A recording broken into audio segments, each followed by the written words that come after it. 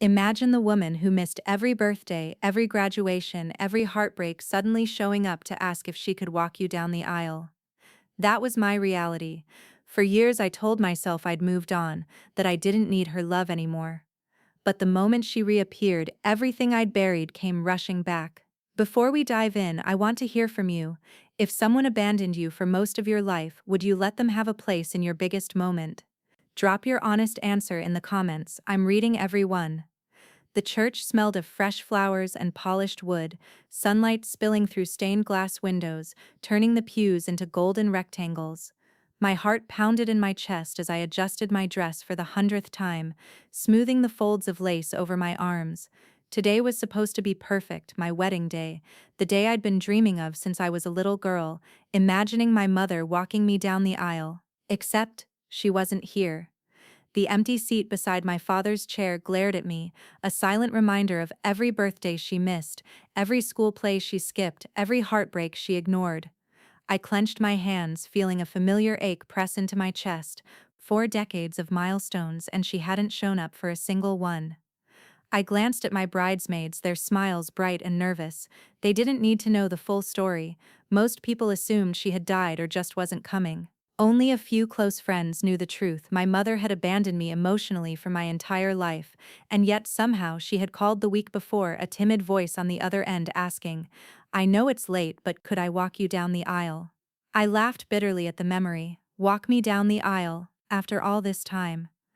The woman who missed every tear and triumph now wanted a moment of glory at my happiest day. The officiant's voice rang out, signaling the ceremony would start soon. My father leaned down, brushing a strand of hair from my face.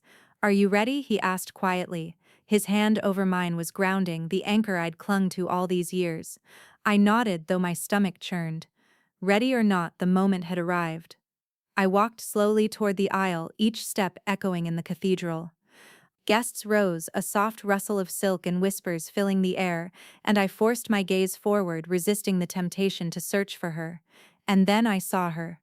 Standing at the back of the church, uncertain, clutching a small bouquet that looked like it had been grabbed from the florist's leftover arrangements. Her eyes were wide, almost pleading, and her lips trembled as if she wanted to say something but couldn't find the words.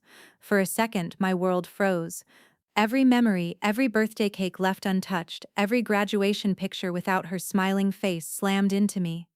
I wanted to turn away, to pretend I didn't see her, but the bride in me, the girl who had dreamed of this day for so long, also wanted what? Closure? Forgiveness? I didn't know. The organ swelled, and it was time. My father gave my hand a squeeze, his silent support telling me to do this my way. I took a deep breath, and as I walked past her, our eyes met. 1,000 emotions collided in that glance: hurt, longing, anger, curiosity, and in that instant I realized this wedding, this perfect day, had become more than a celebration. It was a reckoning. Would I let her be part of it? Could I? And if I did, what would it mean for all the years she had missed?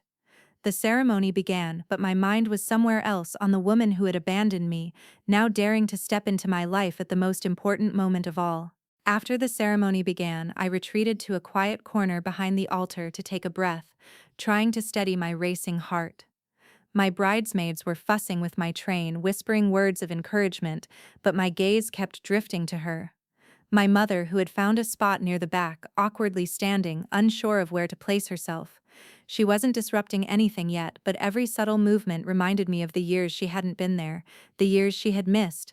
My first heartbreak, my prom, my graduation, and every birthday in between, all gone without her. And now she dared to insert herself into the most significant day of my life. I could see her glance around nervously, fidgeting with the bouquet in her hands. It was small, mismatched, not the elegant arrangement she would have chosen if she had been present at any of my other milestones. A pang of sadness sliced through me.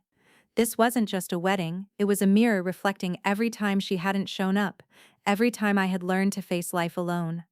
One of my bridesmaids, sensing my distress, leaned in. "Do you want me to talk to her?" she whispered. I shook my head. "No, let her be. I need to see what she does. I need to know if she's really here for me, or if this is just about appearances." As the ceremony progressed, the aisle stretched out before me like a river of anticipation. My father's hand was steady, grounding me, but I couldn't ignore the tension radiating from the corner of the room where she stood. Every eye that glanced toward her seemed to ask the same unspoken question: why is she here now? And then, just as the officiant spoke the vows, she took a tentative step forward. I froze. My heart thumped violently against my ribs, a mix of fear, anger, and an almost unnameable hope. She wasn't allowed to come closer, she had no right to this moment.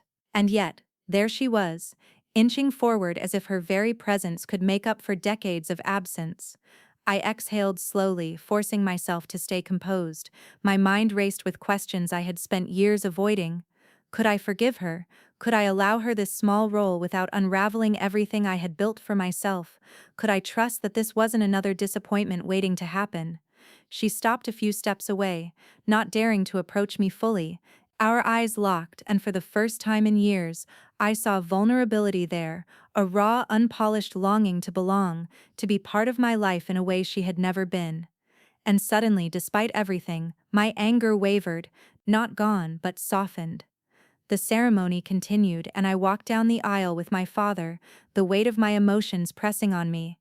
My mother's gaze followed every step, every glance, every movement, her hands clenched tightly around the bouquet.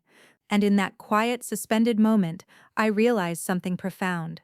This day wasn't just about celebration, it was about choices, about deciding how much of her absence I would allow to define my present, and how much I might allow her to touch it, cautiously, carefully, if at all. The music swelled, my eyes flicked once more to her, and I wondered, could someone who had missed everything really be trusted with this one perfect day? The organ's final notes echoed softly as I stood at the altar, waiting for the moment that would forever change this wedding for me. My mother, hesitant but resolute, finally stepped closer.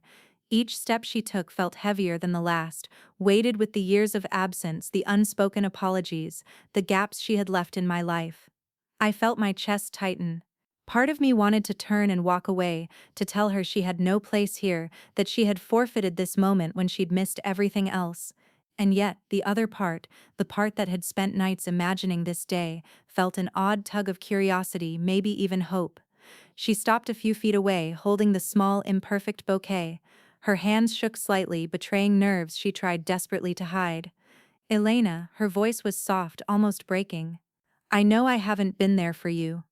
For birthdays, graduations, all the times that mattered, and I can't undo the past, but I'd like to walk you down the aisle if you'll let me.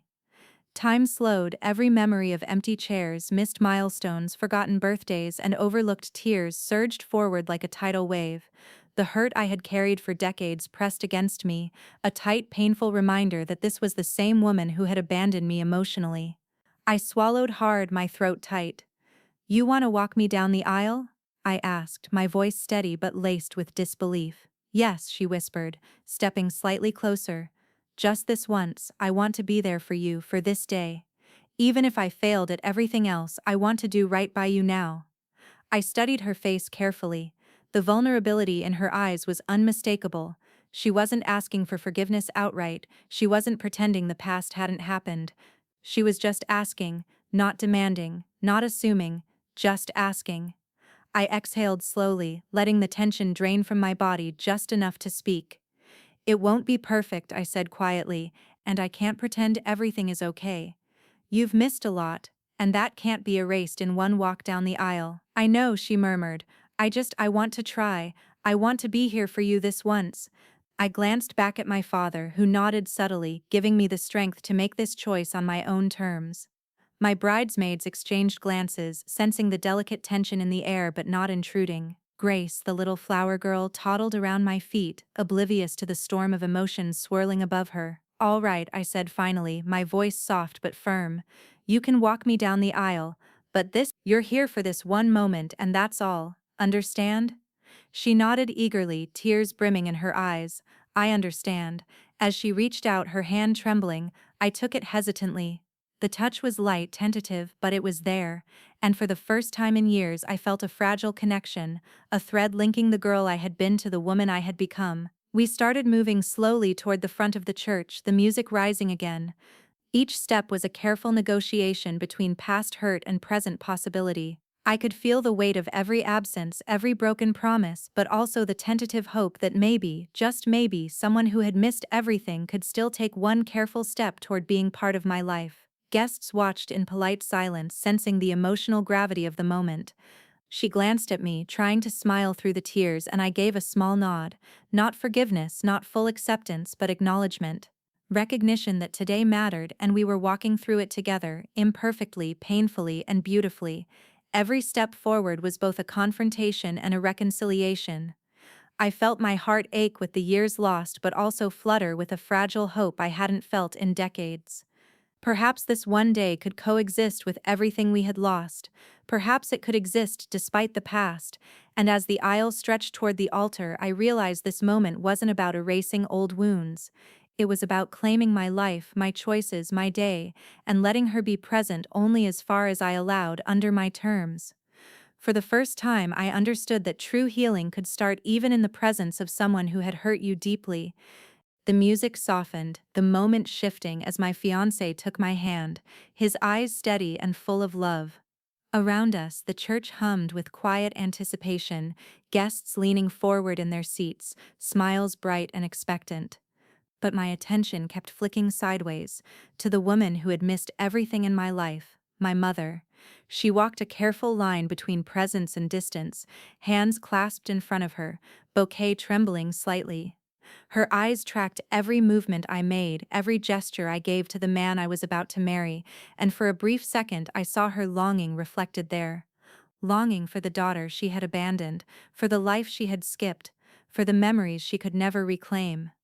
As I listened to my fiancé speak his vows, a warmth settled over me, reminding me of why I was here, love, commitment, and the life we had chosen together. But when it came time for me to speak, my voice trembled slightly as I tried to focus on the words meant for him, not the storm of emotions in the pew beside me. I promise to stand by you, I said, each word measured and deliberate. To love you, to support you, to face the challenges of life together, and to honor the bond we share. My gaze met his, steady, unwavering, grounding me. Yet even in that moment, the shadow of the past lingered, whispering reminders of every birthday she had missed, every graduation she had ignored, every heartbreak she had bypassed as though I didn't matter. I felt her breath catch in the pew behind me. I knew she was listening. She couldn't hide it, and I didn't want her to. She had to feel the weight of her absence, the consequences of missing all those years. And yet there was something in her expression, sorrow, humility, perhaps even hope that made me pause. Could she see how much I had grown? Could she see that I was strong despite the void she had left? When the time came for her to walk me back to my seat after the ceremony, she hesitated. Her hand hovered just inches from mine. My instincts told me to pull away, to protect myself, but I stayed still. Slowly, cautiously, she took my hand, her grip tentative yet real. I could feel the warmth, the nervous tremor of someone walking into a moment they had no right to claim yet desperately wanted to. The gesture didn't erase the past, it didn't forgive her for the years she had missed. But it was a small, fragile acknowledgement, a first step toward the possibility of connection, carefully measured by me. As she guided me to my seat, I allowed myself a small breath of relief. She wasn't overstepping anymore. She was here on my terms. Not for redemption, not for applause, but for this one carefully chosen moment. And that mattered. Later, when the guests showered us with smiles, hugs, and congratulations, I noticed her sitting quietly, watching, a small, almost shy smile on her lips. She wasn't part of the celebration, not fully. But she was present, a presence that had been impossible to imagine just weeks before. For the first time, I realized that the day didn't have to be perfect, and neither did she. I could let her be in this moment without erasing everything she had missed, and that in itself was a victory. The reception buzzed around me, laughter, clinking glasses, and soft music creating a warm, celebratory hum, but I felt an invisible weight pressing against my chest. I needed a moment, away from everyone, to process everything. My mother lingered near the edge of the crowd, hesitant, as if she didn't quite know where to place herself. Finally, I excused myself from the throng of guests and slipped through the doors leading to the small balcony overlooking the garden. The air outside was crisp, carrying the faint scent of roses and night-blooming jasmine. And then I felt her presence beside me. She hadn't followed immediately, giving me space, but now she was there. I wanted to apologize, she said softly, almost as if she were testing her own voice. Her eyes were glossy, filled with a mixture of regret and something softer, hope, maybe, or fear of rejection. I turned to face her fully, folding my arms across my chest. For what? For missing everything? For not being there when it mattered most? Or just for showing up today like nothing ever happened? Her shoulders sagged. All of it, she whispered. I know I can't undo the past, and I know I don't deserve your forgiveness, but I want you to know. I'm trying. I've failed as a mother, yes, and I've hurt you in ways I can't take back, but I don't want to fail you now. I swallowed hard, the lump in my throat making it hard to speak. You've had 14 years, I said, my voice cracking slightly. 14 years to show up, to care, to be present, and now, you want to step in for this one day, one perfect day. That doesn't erase the rest. I know, she said again, the words trembling off her lips. I can't erase it. I can only try to be here now in whatever way you allow me to be. I took a slow breath, letting her words sink in. Despite everything, there was something in her sincerity, a raw, unpolished vulnerability that I hadn't seen in years. It didn't forgive her, not yet, but it opened a door I had long thought sealed. I'm willing to let you try, I said carefully, but it comes with rules, boundaries. This doesn't mean we're suddenly a family again. It doesn't mean I'll forget the past, but for today, for this moment, you can be here. That's all I can offer right now. Tears slipped down her cheeks and she nodded, relief flooding her expression. Thank you, she whispered. Thank you for even giving me that. For a long moment, we stood in silence, letting the night air settle between us. No hugs, no declarations of love, just acknowledgement. Just a quiet understanding that the past could not be erased, but the present could be shaped, even carefully, by choice. When we returned to the reception, she stayed at a respectful distance, observing the celebration with quiet humility. I noticed her smiling gently at the guests, congratulating family members she hadn't spoken to in years, and guiding herself with care rather than entitlement. And for the first time I realized that healing didn't need to be dramatic. It didn't require grand gestures or instant forgiveness. It was quiet, deliberate, measured, a step forward taken carefully, with eyes wide open to the reality of what had been lost and what might still be possible. That night, as I danced with my new husband, I caught a glimpse of my mother watching from the sidelines. Not perfect, not fully trusted, but present, and for the first time in a long time I allowed myself to feel not completely free of pain but open enough to see a sliver of hope. Later that evening, after the last toasts had been made and the guests had begun to trickle out, I stepped out onto the balcony again for a moment of quiet.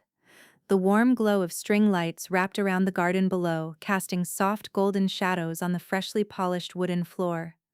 I breathed in the night air, feeling the calm settle in after a day full of emotions, vows, and unspoken confrontations. Behind me, I heard her gentle footsteps. My mother approached, holding a small, delicately wrapped box. She didn't announce herself. She didn't try to force a conversation. She simply extended the gift toward me, her hand slightly trembling. I wanted to give you this, she said softly, her voice almost a whisper. Something to remember today from me. I hesitated, staring at the neat brown papered box tied with a simple ribbon. My first instinct was to push it away, to refuse anything from her. Memories of empty birthdays, neglected milestones, and countless moments of absence flashed through my mind. And yet, curiosity and perhaps a faint desire to see her try nudged me forward. I took the gift from her hands carefully, as if it were fragile porcelain.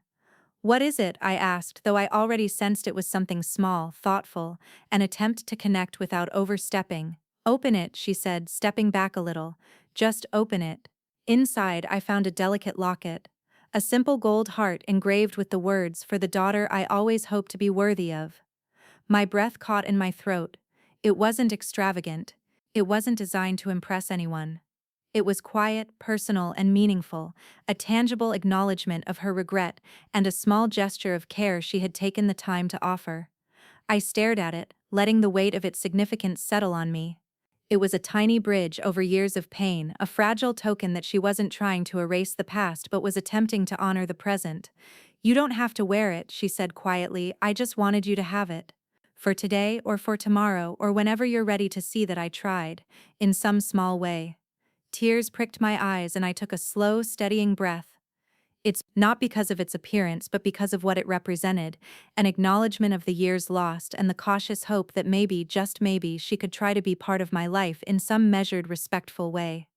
She nodded, a quiet relief washing over her features. "Thank you," she whispered, as if my words were the only validation she could hope for. I didn't hug her, I didn't forgive her. Not yet. But I let the moment linger, letting the night air wrap around us, letting the gesture exist in its own right, fragile, honest, and entirely hers, and for the first time I allowed myself to see a sliver of possibility that she could be part of my life on my terms without erasing the past, without demanding more than I could give. That small gift, that quiet acknowledgement, was her first step toward a connection I wasn't sure I was ready to fully accept, but I was willing to witness. The reception had quieted down, most of the guests having left with smiles and hugs, leaving behind only a few close friends and family who lingered for the after-party chatter. I led my mother to the small dining area near the back of the hall where a simple table had been set up for private conversation. The flickering candlelight cast soft shadows across her face, highlighting the tension and vulnerability I hadn't seen in years. We sat opposite each other, the air between us thick with unspoken words. The table held nothing more than 2 plates of leftover hors d'oeuvres and 2 glasses of sparkling water, but it felt like the weight of decades was pressing down on us. I hoped we could talk," she began hesitantly, twisting her fingers together. "I know I've caused you so much pain, I've missed everything, and I can't take that back, but I want to be honest with you even if it's uncomfortable." I studied her carefully, the mix of regret and humility in her eyes. It was genuine, unmistakably so. "Honest is good," I said cautiously, "but don't expect this to undo years of hurt. You can't just show up today and think everything's forgiven." "I know," she whispered, her voice small but steady. "I just want to start somewhere. Even if it's tiny, even if it's just today and just this conversation." I nodded slowly, letting the tension settle slightly. "All right," I said. "Start by telling me why. Why now? Why this day? Why after missing everything else?" She took a deep breath, her eyes glistening. "Because I finally realized that life doesn't give second chances for the milestones you miss. I missed birthdays, graduations, heartbreaks, and I can't get those back. But I can try to be here for the moments ahead. I can't fix the past, Elena, but I don't want to miss your future too." Her words pierced me in a way that surprised me. Despite all the anger I had carried for so many years, a part of me, the part that had longed for a mother's presence, softened slightly. I could feel the old ache of abandonment rise, but it was mingled now with something fragile, possibility. We talked for hours, though the clock barely moved. I voiced my resentment, my anger, the nights I had cried alone and the milestones she had skipped. She listened, really listened, without interrupting, without excuses. And then she shared her own truths, her regrets, the reasons she had been absent, her failures as a mother, and her fears about ever being allowed back into my life. It wasn't easy, it wasn't neat. We didn't hug or declare love, but boundaries were set, expectations clarified, and a fragile bridge began to form. By the time the conversation ended, the tension hadn't disappeared, but it had shifted. There was no illusion that everything was perfect, but there was acknowledgement. Recognition. A first step, however tentative, toward rebuilding something that had been broken for decades. As we stood and returned to the reception hall, I realized something profound. Forgiveness wouldn't come all at once. Trust wouldn't come overnight. But presence, even imperfect, hesitant, and cautious, could be the first step toward something better. And for the first time that evening, I allowed myself to hope that maybe, just maybe, she could be a part of my life without erasing all that she had missed. The house had finally quieted down, guests had left, the music faded, and only the soft hum of the city outside my window reminded me that the world hadn't stopped while I wrestled with decades of unresolved feelings. I sank into the edge of the bed, wedding dress still crisp but heavy from the day's emotions, and let my thoughts drift. The day had been beautiful. My husband's steady presence, the laughter and love from our closest friends, the vows that bound us together, all of it felt like a dream. And yet beneath the joy, the shadow of my mother's absence lingered, a quiet ache that refused to be ignored. I replayed every interaction, every glance, every tentative step she had taken toward me. The locket, the private dinner, her words halting yet sincere, The tiny gestures that carried more weight than anything she could have bought or done in the past 14 years. Sitting there, I realized something I hadn't allowed myself to admit before. I had wanted her to fail. I had wanted her to prove that she didn't deserve a place in my life, and yet now that she had chosen to try, carefully, humbly, on my terms, a part of me wanted to give her that chance. Not for her, but for the girl I had once been, the girl who had longed for her mother's love. But the adult in me, the woman who had fought through loneliness, disappointment, and self-doubt, reminded me that hope didn't mean forgiveness. It didn't mean forgetting. It simply meant recognizing effort, acknowledging sincerity, and allowing space for connection, cautiously measured without erasing the past. I thought about the life I had built, the independence I had fought for, the strength I had carved out from years of absence and neglect. She could not and would not undo that, and I wouldn't let her presence diminish what I had achieved. Yet, even with all my clarity, I could feel the tug of old longing. The girl I had been still whispered in my chest, hoping for validation, for affection, for something I had been denied for far too long. And in that moment, I allowed myself to feel both: gratitude for the day's gestures and the lingering ache of what had been lost. Finally, I placed the locket around my neck, letting its weight settle against my heart. Not a symbol of forgiveness, not a declaration of reconciliation, but a quiet acknowledgement that she had tried. And maybe that was enough to start something new. I lay back against the pillows, eyes closing as the moonlight spilled across the room. Today had been a day of contradictions, joy and pain, love and absence, beginnings and reminders of what was lost. And as I drifted toward sleep, I realized that life was like that, messy, imperfect, and yet capable of fleeting, fragile beauty. Sunlight streamed through the bedroom window, casting a soft, golden glow across the room. I stretched, still feeling the weight of yesterday's whirlwind, vows, emotions, reconciliations that were tentative at best. My head ached slightly from the adrenaline and the mix of joy and tension that had carried me through the day. From the kitchen came the faint clatter of dishes. I froze, realizing she had already started breakfast preparations. My mother, who had been mostly quiet and careful yesterday, now moved around the kitchen with deliberate purpose, almost hesitant to make a sound but clearly trying to participate. I walked toward the doorway, observing her from a distance. She looked ordinary, almost casual in a simple sweater and jeans, but her movements were careful, as if she were negotiating her presence with every step. I felt a surge of both irritation and reluctant admiration. She was trying. That much was clear. "Morning," she said softly, glancing up. Her voice carried the same tentative hope that had marked her gestures yesterday. I exhaled, the tight knot in my chest loosening just slightly. "It's fine," I said, keeping my tone neutral. "You didn't bother anyone." We sat down at the small kitchen table, the silence stretching between us. The smell of toasted bread and brewed coffee filled the space, an oddly comforting backdrop to the tension. I could feel the old resentment rising, tiny spikes of anger reminding me of all the mornings she had missed, all the breakfasts she had skipped in favor of her own life. She placed a small plate in front of me, her hands trembling slightly. "I know this can't make up for the past," she said, avoiding my gaze, "but I want to be here now, and I want to try, as awkwardly as I might." I studied her, noticing the subtle signs of nervousness, the way her fingers lingered on the edge of the table, the hesitant glance to see if I was watching, the careful tone in her voice. None of it erased the years she had missed, but it was real. And real mattered more than perfection. For the first time in a long time, I allowed myself to see her as someone capable of trying, not as a mother who had abandoned me, but as a flawed human being attempting, however haltingly, to reconnect. Breakfast continued quietly. We didn't dive into heavy topics yet, but small gestures began to bridge the gap. She poured coffee for me, offered a small compliment on my new home, and even laughed quietly at a comment from my husband. The laughter was brief, cautious, but genuine. By the time we finished, a subtle shift had occurred. It wasn't forgiveness, it wasn't trust, but it was acknowledgement. A recognition that even after years of absence, connection could begin, carefully, on my terms, without erasing the past. As I cleared the plates and she began washing the dishes, I realized something important. Healing wasn't about erasing pain. It was about creating new moments that could coexist with the old wounds, moments that were fragile, imperfect, and entirely real.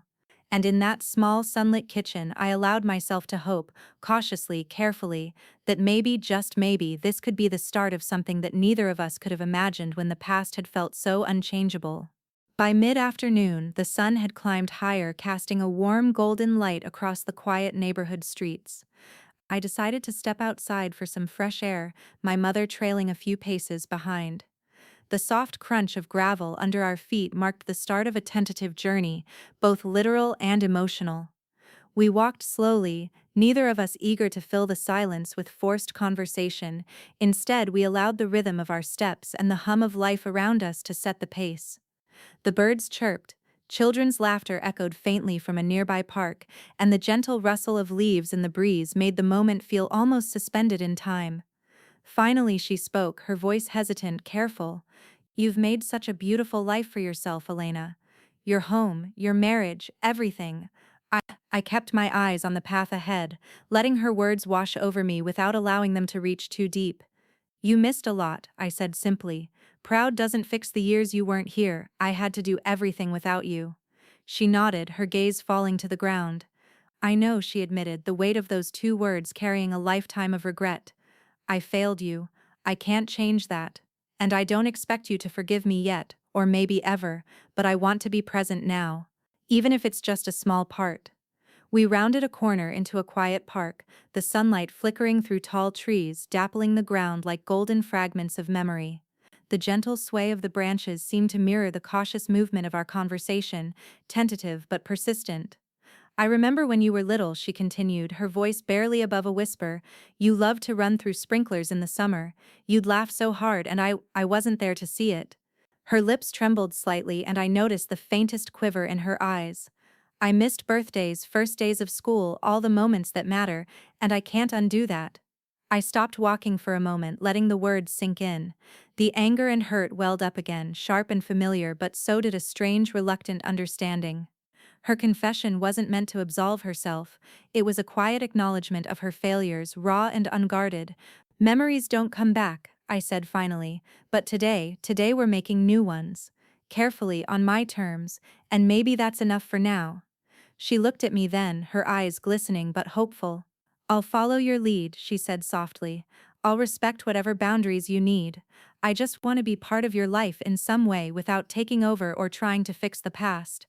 We continued walking, sharing small, cautious stories from our lives, the mundane and the significant, each anecdote a thread weaving a fragile tapestry of connection.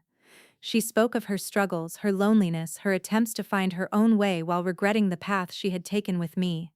I spoke of my childhood, my fears, my achievements, and the little victories she had never witnessed. By the time we returned home, a quiet understanding had settled between us. It wasn't love in its entirety, it wasn't trust fully restored, but it was a step forward, a shared acknowledgement that even fractured relationships could hold moments of beauty.